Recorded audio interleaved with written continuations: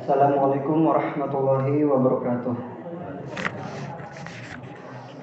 Innal hamdalillah nahmaduhu wa nasta'inuhu wa nastaghfiruh wa na'udzu billahi min shururi anfusina wa min sayyiati a'malina may yahdihillahu fala mudilla lahu wa may yudlil fala hadiyalah. Asyhadu an la ilaha illallah wa asyhadu anna Muhammadan abduhu wa rasuluh. Pertama-tama marilah kita panjatkan puji dan syukur kehadirat Allah Subhanahu wa taala yang telah memberikan kita semua rahmat dan juga nikmat, terutama nikmat iman dan nikmat Islam, serta telah memberikan kita semua kekuatan sehingga dapat berkumpul di pagi hari yang insyaallah menjadi berkah bagi kita semua. Salawat serta salam tak lupa kita curah limpahkan kepada junjungan kita Nabi Muhammad SAW, kepada para keluarganya, para sahabat, dan juga kepada kita selaku umatnya di akhir zaman.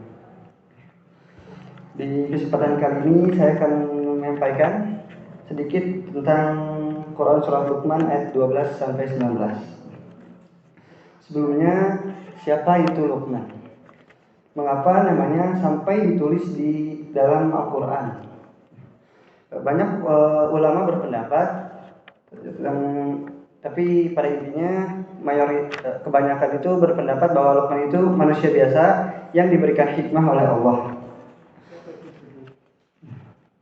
Dan Luqman juga terkenal oleh nasihat-nasihatnya kepada anaknya. Jelaskan di Quran surat Luqman ayat 12. Walaqad atayna Luqman al-hikmah an yashkur lillah wa man yashkur fa inna ma yashkuru li nafsihi wa man kafara fa inna Allaha ghaniyyun hamid. Dan sungguh telah kami berikan hikmah kepada Luqman, yaitu bersyukur kepada Allah. Dan siapa yang bersyukur, maka sesungguhnya dia bersyukur untuk dirinya sendiri. Dan barang siapa yang ingkar atau kufur, maka sesungguhnya Allah Maha Kaya, Maha Terpuji. Jadi yang pertama itu Allah memberikan hikmah kepada Luqman untuk senantiasa bersyukur. Nah, mengapa harus bersyukur? Dijelaskan di kalimat selanjutnya. Karena barang siapa yang bersyukur, sesungguhnya dia bersyukur untuk dirinya sendiri. Luqman terkenal akan nasihat-nasihatnya kepada anak-anaknya. Seperti kali ini juga saya akan menyampaikan beberapa nasihat yang disampaikan Luqman kepada anak-anaknya. Yang pertama ada di Quran surat Luqman ayat 13. Wa idz qala Luqman li ibnihi wa huwa ya'izuhu ya bunayya la tusyrik billah innasyirka la zulmun 'adzim. Jadi yang pertama, Luqman itu memerintahkan kepada anaknya agar jangan pernah menyekutukan Allah. Mengapa? Karena sesungguhnya mempersekutukan Allah benar-benar kezaliman yang sangat besar. Sebagaimana kita ketahui, yang pertama itu adalah iman. Jadi diusahakan kepada anak kita yang pertama diajarkan itu adalah iman.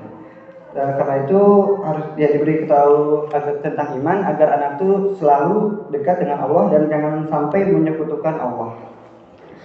Yang kedua di ayat selanjutnya, wa wassaynal insana biwalidayhi hamathu ummuhu wahnan 'ala wahnin wa fisaluhu fi 'amayn an ishkur li wa liwalidayka ilayyal masir. Dan kami perintahkan kepada manusia untuk berbuat baik kepada kedua orang tuanya. Ibunya telah mengandungnya dalam keadaan lemah yang bertambah serta menyapihnya dalam usia 2 tahun. Bersyukurlah kepadaku, kepada Allah dan juga kepada kedua orang tuamu, dan hanya kepada Allah lah kita semua kembali. Yang kedua, Luqman memerintahkan anaknya agar berbakti kepada orang tuanya. Mengapa kita harus berbakti kepada kedua orang tua kita, terutama ibu?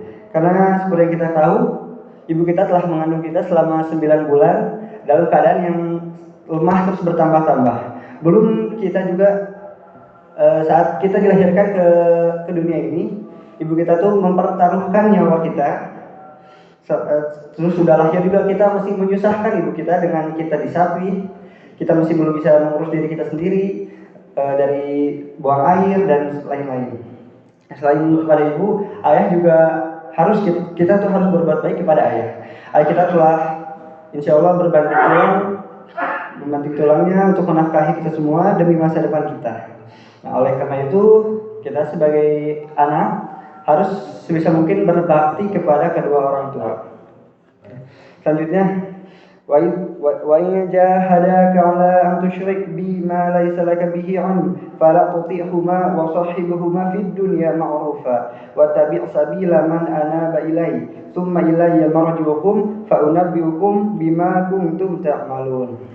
Nah, ada suatu kasus misalnya di ayat ini, jika keduanya memaksa kita untuk menyekutukan Allah dengan sesuatu yang kita tidak ketahui, maka janganlah engkau menaati keduanya dan pergaulilah keduanya di dunia ini dengan baik, dan ikutilah jalan orang yang kembali kepadaku. Kemudian hanya kepadaku tempat kembalimu, maka akan aku beritahukan kepadamu apa yang telah kamu kerjakan.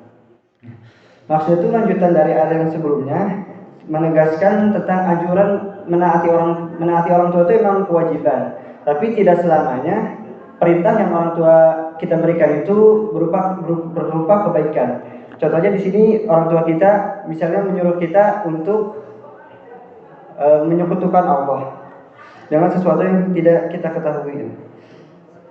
Maka sebisa mungkin kita masih tetap harus berbuat baik kepada kedua orang tua kita, akan tetapi perintah untuk berbuat batil atau menyekutukan Allah itu sebisa mungkin jangan diikuti. Selanjutnya di ayat 16, ya bunayya innaha in tuqa misqala habatin min khardalin fatakun fi sakhratin aw fis samawati aw fil ardi ya'ti biha Allah innallaha latifun khabir. Nah, jadi setiap perbuatan, sekecil apapun perbuatan itu, insya Allah akan ada balasannya. Dijelaskan, wahai aku, sungguh jika ada sesuatu perbuatan seberat biji sawi dan berada dalam batu, di langit, atau di bumi, dimanapun itu, niscaya Allah akan memberinya balasan. Sesungguhnya Allah maha halus, maha teliti. Jadi sebisa mungkin, karena setiap perbuatan yang kita lakukan, baik sekecil apapun itu, diketahui oleh Allah Subhanahu Wa Taala, maka di ayat ini maksudnya itu kita tuh harus senantiasa berbuat baik dan sebisa mungkin menghindari hal buruk sekecil apapun. Karena dijelaskan sesungguhnya Allah maha halus. Nah, maha halus itu jadi ilmu Allah itu meliputi segala sesuatu yang ada di bumi maupun sekecil apapun itu. Serta Allah juga maha teliti. Nah, yang selanjutnya, ya bunayya aqimis shalah wa'mur bil ma'rufi wanha 'anil munkar wasbir 'ala ma asabak inna dzalika min 'azmil umur. Ya bunayya, wahai anakku, aqimis shalah, dirikanlah salat. Jadi perintah selanjutnya dari Luqman kepada anaknya itu adalah mendirikan salat serta wa'mur bil ma'ruf, dan mengerjakan kebaikan, wanha 'anil munkar, serta mencegah dari kemungkaran atau kemaksiatan, wasbir 'ala ma asabak, dan bersabar atas apa yang menimpa kita. Jadi Luqman itu menasihati anaknya untuk selalu mengerjakan sholat, selalu mengajaknya kepada kebaikan, dan juga mencegah anaknya dari hal-hal buruk. Serta apapun yang terjadi kepada kita, seburuk apapun, misalnya ada musibah atau ya apapun itu, hal buruk terjadi kepada kita, maka sebisa mungkin kita tuh harus bersabar atas cobaan yang Allah berikan. Lanjut di ayat 18, wala tusa'ir haddaka lin-nas wala tamshi fil ardi marha innallaha la yuhibbu kulla mukhtalin fakhur. Nah, yang terakhir itu, dan janganlah kamu palingkan pipimu atau wajahmu kepada manusia, dan jangan kamu berjalan di bumi dengan sombong. Sesungguhnya Allah tidak menyukai setiap orang yang sombong dan membanggakan diri. Jadi mengapa kita harus sombong itu? Karena pada dasarnya setiap hal yang kita miliki, setiap hal yang kita dapat itu sesungguhnya didapatkan dari Allah. Jadi Allah aja yang memiliki segalanya, maha segalanya, tidak memiliki sifat sombong. Lalu mengapa kita harus sombong dan membanggakan diri di dunia ini, di mana kaki kita, Allah yang menciptakan tanah ini dan kita menginjak tanahnya, mengapa kita harus sombong? Serta jangan membanggakan diri.